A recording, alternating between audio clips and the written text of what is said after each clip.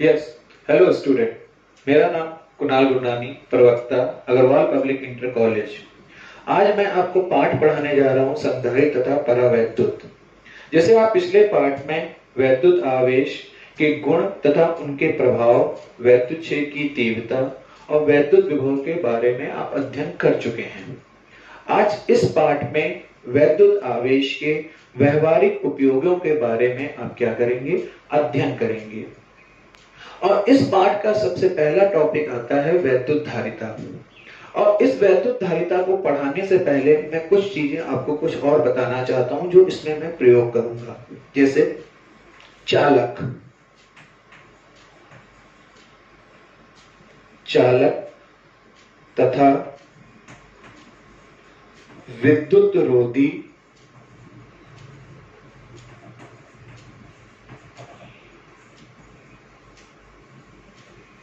अथवा परावैद्युत।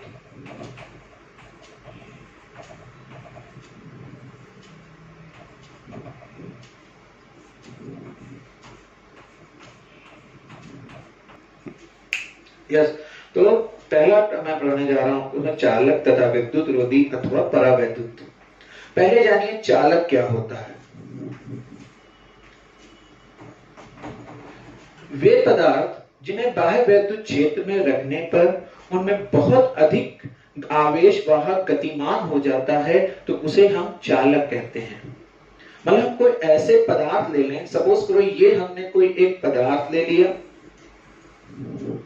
और इस पदार्थ को हमने बाह्य वैद्युत क्षेत्र में रखा तो इसमें बहुत अधिक आवेश वाहक क्या हो जाए? गतिमान हो जाए तो इसे हम क्या कहेंगे? चालक कहते हैं। बहुत अधिक आवेश वाहक क्या हो जाए? हमारा गतिमान हो जाता है तो उसे हम क्या कहते हैं? चालक कहते हैं। जैसे लोहा, पारा, चांदी, तांबा आदि। ये जो पदार्थ आप देख रहे हैं, अगर इन पदार्थों को आप बाह्य वैद्युत क्षेत्र में रखते हो तो या इनके ऊपर बाह्य वैद्युत क्षेत्र लगाते हो तो बाह्य वैद्युत क्षेत्र लगाने पर इनमें बहुत अधिक आवेश वाहक क्या हो जाता है? गतिमान हो जाता है। तो इन सब को हम क्या कहते हैं? चालक कहते हैं। इन सब को हम क्या कहते हैं? चालक कहते हैं। और गौर से देखिए, ये सब हमारी क्या है? धातु। ये सब हमारी क्या है? आपकी धातु है। और ये जब सब हमारी धातु हैं तो इनमें जो आवेश होता है, इनमें जो चालन होता है तो वो मुक्त इलेक्ट्रॉनों के कारण होता है। ध्यान रखिएगा कि ये हमारी जितनी भी धातुएं होती हैं, इन सब में जो चालन होता है वो मुक्त इलेक्ट्रॉनों के कारण होता है, धन आयनों के कारण नहीं होता। धन आयन अपनी स्थिति पर स्थिर रहते हैं। ये जितनी भी धातुएं होती हैं, इन सब में हमारा जो चालन होता है वो मुक्त इलेक्ट्रॉनों के कारण होता है और जो धनायन होते हैं वो अपनी स्थिति पर स्थिर रहते हैं। तो अब दिमाग में बात आती होगी कि ये मुक्त इलेक्ट्रॉन क्या होते हैं और ये धनायन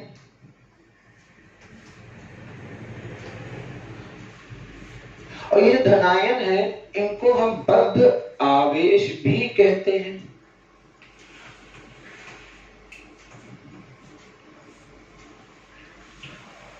तो दिमाग में बात आती होगी ये मुक्त इलेक्ट्रॉन क्या है और ये धनायन क्या है। धनायन को हम लोग बद्ध आवेश भी कहते हैं। तो अब देखिए मुक्त इलेक्ट्रॉन क्या होता है और बद्ध आवेश क्या होता है। जैसे आप पढ़ चुके होंगे पहले केमिस्ट्री में या कहीं भी आप लोग पढ़ चुके होंगे कि जितने भी हमारे प्रत्येक पदार्थ जो होते हैं वो परमाणुओं से मिलकर बने होते हैं।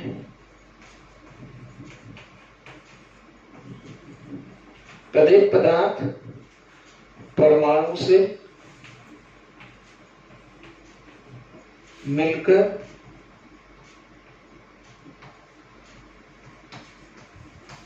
बना होता है। हमारा प्रत्येक पदार्थ किससे मिलकर बना होता है? परमाणु से मिलकर बना होता है। और परमाणु हमारा विद्युत उदासीन होता है। और परमाणु में धनावेशित नाभिक होता है। और इस धनावेशित नाभिक के चारों ओर इलेक्ट्रॉन अपनी निश्चित ऊर्जा कक्षाओं में क्या करते हैं? परिक्रमा करते हैं।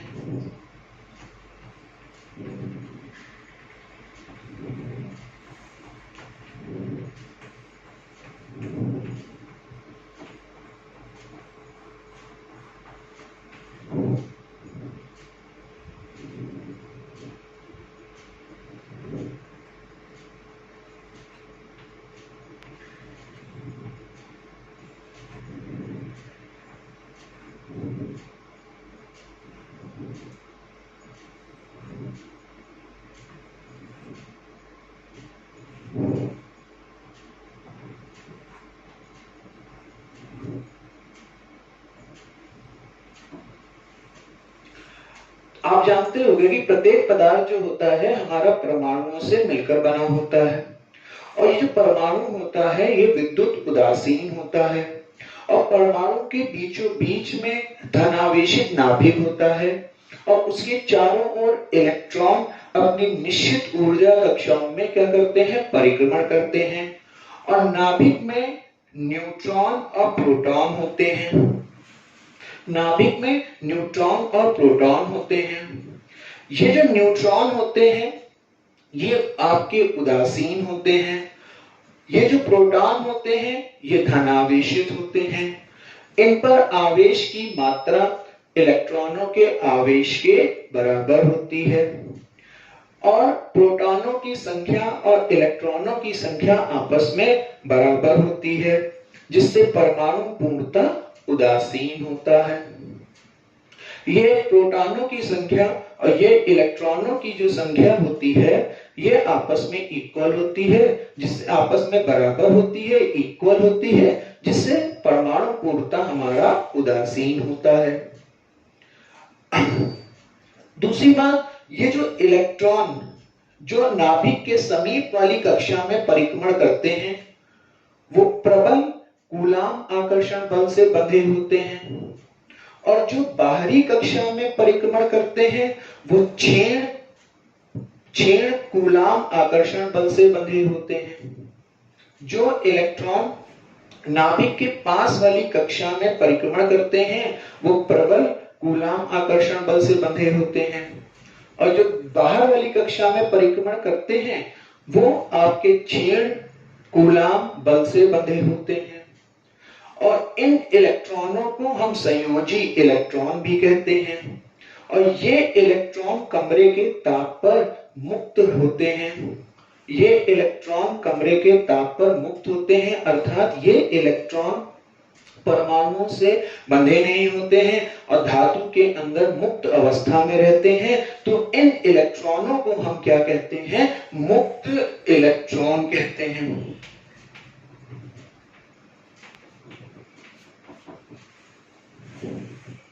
ठीक, फिर से देख लीजिए बेटा, जो इलेक्ट्रॉन परमाणु के पास वाली नाभिक में क्या करता है? परिक्रमण करता है। वो नाभिक से प्रबल कूलाम आकर्षण बल से बंधा होता है।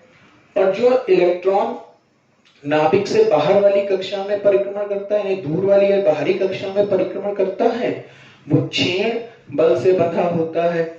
और ये जो इलेक्ट्रॉन होते हैं इनको हम संयोजी इलेक्ट्रॉन कहते हैं। और ये इलेक्ट्रॉन कमरे के ताप पर मुक्त अवस्था में होते हैं, अर्थात परमाणुओं से प्रबलता से बंधे नहीं होते और धातु के अंदर मुक्त अवस्था में रहते हैं और धातु के अंदर मुक्त रूप से गति करते रहते हैं। तो इनको हम लोग क्या कहते हैं? मुक्त इलेक्ट्रॉन कहते हैं। ठीक, तो इन इलेक्ट्रॉनों को क्या कहेंगे हम लोग? मुक्त इलेक्ट्रॉन कहेंगे। अब मान लो किसी परमाणु से हम एक इलेक्ट्रॉन निकाल देते हैं तो उसके ऊपर धनावेश आ जाता है। और जब उसके ऊपर धनावेश आ जाता है तो उसको आयन कहलाता है। और जब ये आयन कहलाता है तो ये धनायन परमाणु में बंधा रहता है, अपनी स्थिति को छोड़ता नहीं है।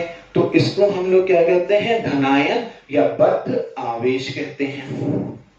ये जो आपका परमाणु है, मान लीजिए इसमें से हम एक इलेक्ट्रॉन निकाल दें तो इसके ऊपर धनावेश आ जाएगा, तब तथा ये आयन कहलाता है। और ये आयन धातु के अंदर बंधा रहता है, अपनी स्थिति को नहीं छोड़ता है, तो इसको हम लोग क्या कहते हैं, बद्ध आवेश कहते हैं। ठीक, तो बद्ध आवेश समझ में आ गया, मुक्त इलेक्ट्रॉन समझ में आ गया। तो ध्यान से देखिए, जो ये चालक होता है, चालक में जो चालन होता है इन मुक्त इलेक्ट्रॉनों के कारण होता है, धनायनों के कारण नहीं होता है। ठीक, अब आगे देखिए विद्युत रोधी क्या होता है। ऐसे पदार्थ जिनमें वैद्युत धारा का प्रभाव संभव ना हो उन्हें हम लोग क्या कहते हैं, विद्युत रोधी कहते हैं।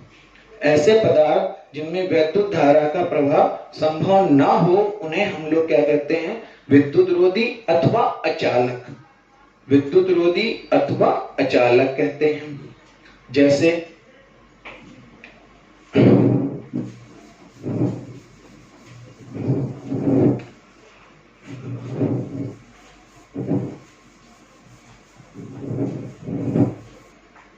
अब देखिए विद्युत रोधी,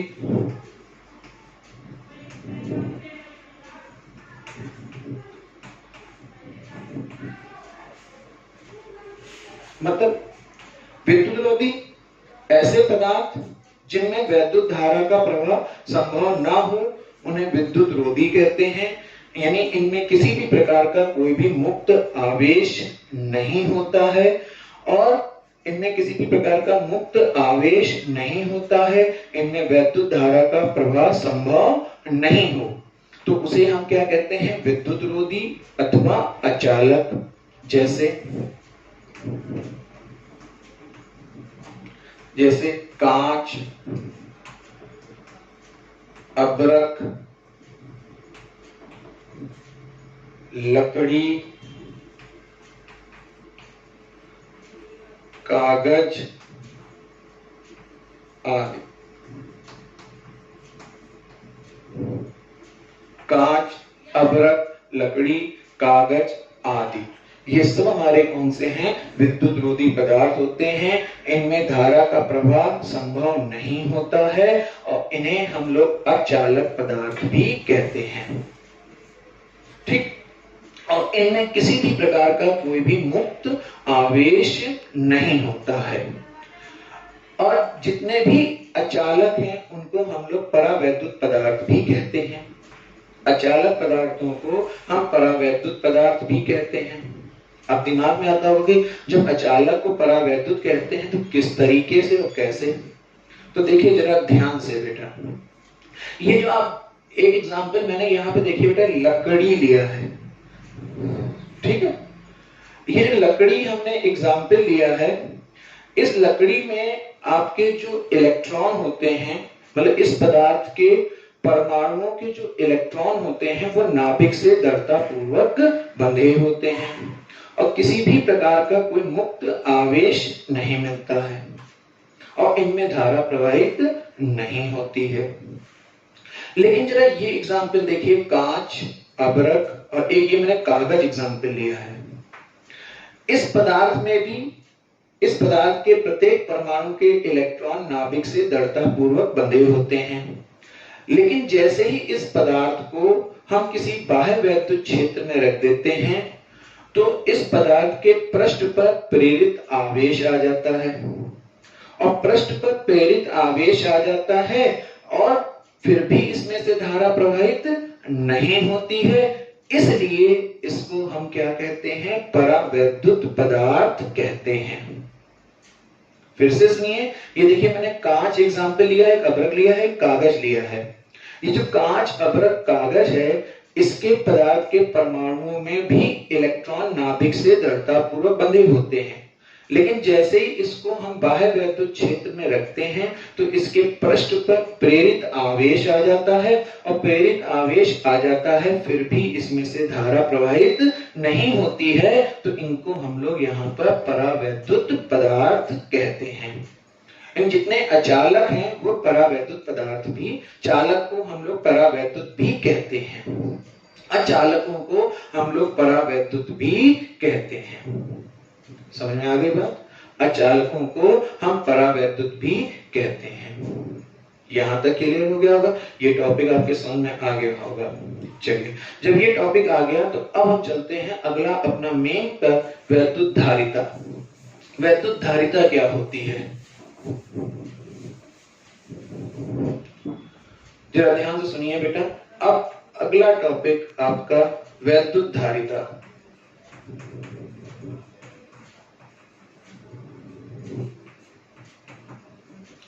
वैद्युत धारिता, किसी चालक की वैद्युत धारिता चालक की आवेश संग्रहण करने की क्षमता की माप होती है।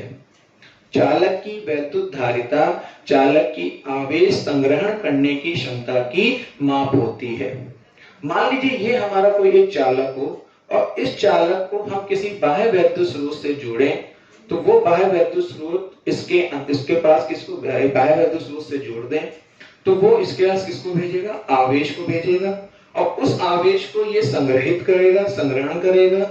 तो जिस क्षमता से संग्रहित करता है वो क्षमता की माप यहाँ पर क्या कहलाती है, वैद्युत धारिता कहलाती है। किसी चालक की वैद्युत धारिता चालक द्वारा आवेश को संग्रहण करने की क्षमता की माप होती है, वो हमारी क्या कहलाती है, वैद्युत धारिता कहलाती है। और जब किसी चालक को हम आवेश देते हैं तो उसका वैद्युत विभव भी उसी अनुपात में बढ़ता है। जब किसी चालक को हम आवेश Q देते हैं तो उसका वैद्युत विभव भी उसी अनुपात में बढ़ता है, अर्थात आवेश वैद्युत विभव के यहाँ पर क्या होगा, समानुपाती हो जाता है। यानी जब किसी चालक को हम आवेश देते हैं तो उसका वैद्युत विभव भी उसी अनुपात में बढ़ता है, अर्थात आवेश वैद्युत विभव के क्या होगा, समानुपाती होगा। और अगर समानुपाती का चिन्ह हटाएं तो हम क्या ले लेते हैं, नियतांक। जहां C एक नियतांक है, जहां C एक नियतांक है, इसका मान चालक के आकार, समीपवर्ती माध्यम तथा चालक के पास उपस्थित अन्य चालक पर निर्भर करता है।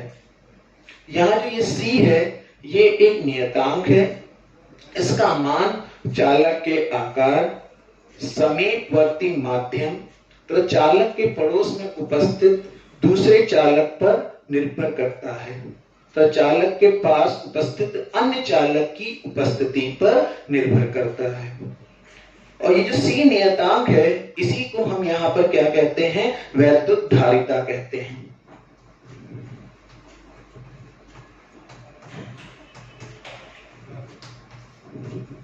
जो यहाँ पे ये C एक नियतांक है इसी को हम यहाँ पर क्या कहते हैं, वैद्युत धारिता कहते हैं। आप उपरोक्त सूत्र से देखिए, इस समीकरण से देखिए, ऊपर वाले समीकरण से देखिए तो हम क्या लिख सकते हैं, C बराबर Q/V। ऊपर वाले समीकरण से देखिए तो हम क्या लिख सकते हैं, C बराबर Q/V। अब इस प्रकार किसी चालक की वैद्युत धारिता चालक को दिए गए आवेश तथा उसके विभव में होने वाली वृद्धि के अनुपात को वैद्युत धारिता कहते हैं। अगर इसी सूत्र से देखिए तो इस सूत्र से हम लिख सकते हैं C बराबर Q/V, यानी किसी चालक की वैद्युत धारिता चालक को दिए गए आवेश तथा उसके विभव में होने वाली वृद्धि के अनुपात को वैद्युत धारिता कहते हैं। ठीक, वैद्युत धारिता कहते हैं। आगे यहां जो ये आवेश Q है इसका SI पद्धति में मात्रक कूलाम होता है। SI पद्धति में मात्रक कूलाम होता है और विभव V का SI मात्रक वोल्ट होता है, जिससे वैद्युत धारिता का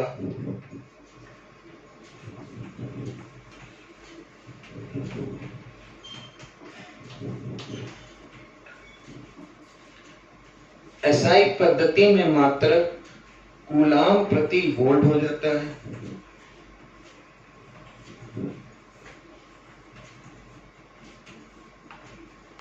जिसे हम फैरेड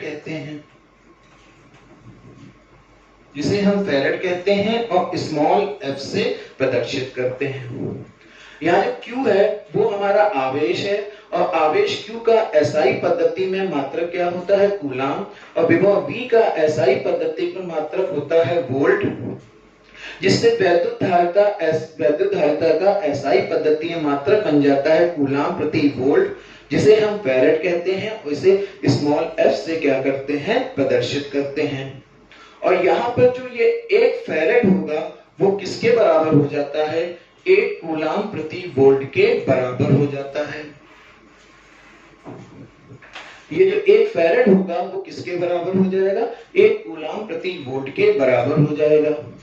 तो अब देखिए, 1 फैरेड किसी चालक की वह वैद्युत धारिता है जो चालक को 1 कूलाम आवेश देने पर उसके विभव में 1 वोल्ट की वृद्धि कर देता है। 1 फैरेड चालक की वह वैद्युत धारिता है जो चालक को 1 कूलाम आवेश देने पर उसके विभव में 1 वोल्ट की क्या कर दे, वृद्धि कर देता है। उसे हम 1 फैरेड कहते हैं। और इसका विमेय सूत्र m की पावर -1 l की पावर -2 t की पावर 4 a की पावर 2 होता है। और इसका विमेय सूत्र m की पावर -1 l की पावर -2 t की पावर 4 a की पावर 2 होता है। तो यहां तक आपके समझ में आ गया होगा। फिर से देखिए, वैद्युत धारिता किसी चालक की आवेश को संग्रहण करने की क्षमता की माप को हम वैद्युत धारिता कहते हैं। और जब किसी चालक को हम आवेश देते हैं तो उसका विभव भी उसी अनुपात में बढ़ता है। तो आवेश विभव के क्या हो गया, समानुपाती। समानुपाती का चिन्ह हटाया तो हमने क्या ले लिया, नियतांक C ले लिया, जहां C क्या कहलाता है, हमारा वैद्युत धारिता कहलाता है। और इस C का मान चालक के आकार पर, समीपवर्ती माध्यम पर, तो चालक के पास उपस्थित अन्य चालक पर निर्भर करता है। ठीक, इतना समय आ गया। अब आगे देखिए,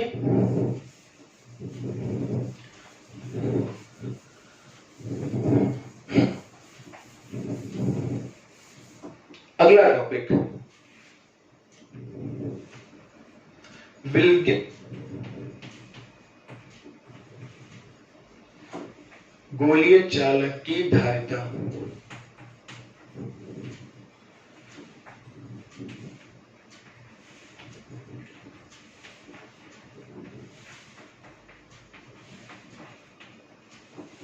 किसकी निकालने जा रहे हैं धारिता, विलगित गोलीय चालक की हम क्या निकालने जा रहे हैं, धारिता निकालने जा रहे हैं। तो दिमाग में पहला प्रश्न आता है कि विलगित क्या होता है। ध्यान से सुनिए, जब किसी गोलीय चालक के समीप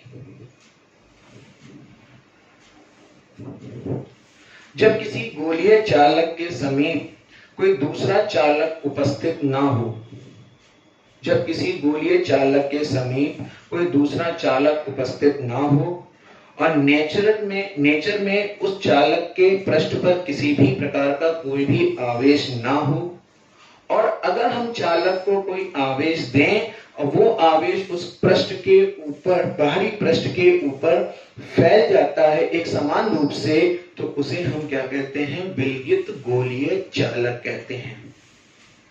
जब गोलीय चालक के समीप कोई दूसरा चालक ना हो और नेचर में चालक के पृष्ठ पर किसी प्रकार का कोई आवेश ना हो, और जब चालक को कोई हम आवेश दें और वो आवेश उसके पृष्ठ पर एक समान रूप से क्या हो जाए, फैल जाए, तो उसे हम क्या कहते हैं, विलगित गोलीय चालक कहते हैं। अब इस विलगित गोलीय चालक की हम क्या निकालने जा रहे हैं, धारिता निकालने जा रहे हैं। मान लीजिए ये हमने एक विलगित गोलीय चालक लिया, ये किसमें स्थित है, निर्वात में अथवा वायु में स्थित है।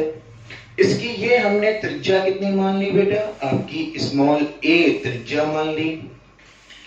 और इस चालक को हमने मान लिया कितना आवेश दिया, प्लस q कूलाम आवेश दिया, और वो प्लस q कूलाम आवेश इसके पृष्ठ पर एक समान रूप से क्या हो गया, फैल गया।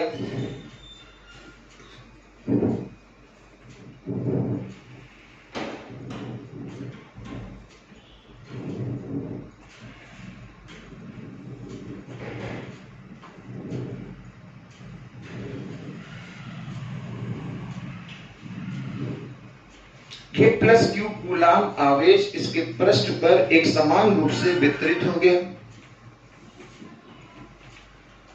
और जब ये आवेश इसके पृष्ठ पर एक समान रूप से वितरित हो गया तो इसके प्रत्येक बिंदु पर विभव भी क्या होगा, समान होगा। और चूंकि आवेश कैसा है, धनात्मक है, तो इस कारण जो वैद्युत बल रेखाएं होती हैं वो केंद्र से आती हुई हमको प्रतीत होती हैं। चूंकि आवेश कैसा है, धनात्मक है, इस कारण जो ये वैद्युत बल रेखाएं होंगी वो पृष्ठ पर अभिलंबवत होंगी और केंद्र से आती हुई हमको क्या होती हैं, प्रतीत होती हैं। और इसके ऊपर प्लस क्यू आवेश एक समान रूप से फैला हुआ है, इस कारण इसके प्रत्येक बिंदु पर विभव भी आपस में क्या होगा, समान होगा। अब देखिए इसकी धारिता। तो पहला काम चालक का वैद्युत विभव निकालते हैं।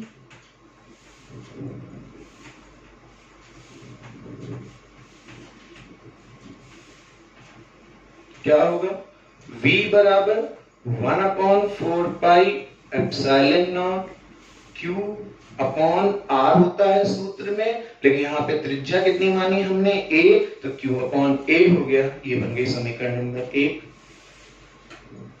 अब गोलीय चालक की हमने क्या निकाली, धारिता निकालते हैं। तो गोलीय चालक की धारिता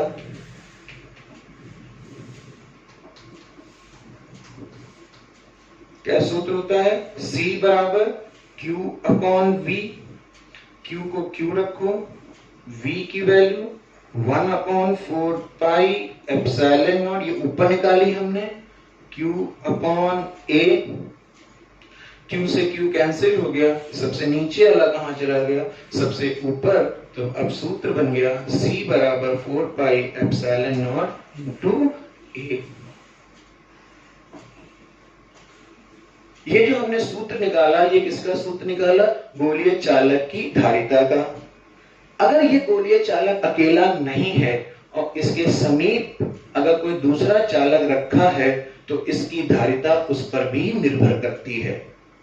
अगर ये मान लीजिए कि ये चालक अकेला नहीं है, इसके समीप कोई दूसरा चालक रखा है, तो इसकी धारिता उस चालक पर भी क्या करेगी, निर्भर करेगी। तो फिर से विलगित समझ में आ गया, इसकी धारिता का सूत्र आपको समझ में आ गया। तो यहीं तक रखते हैं, इसके जब आगे मिलेंगे तो फिर पढ़ाएंगे। Thank you.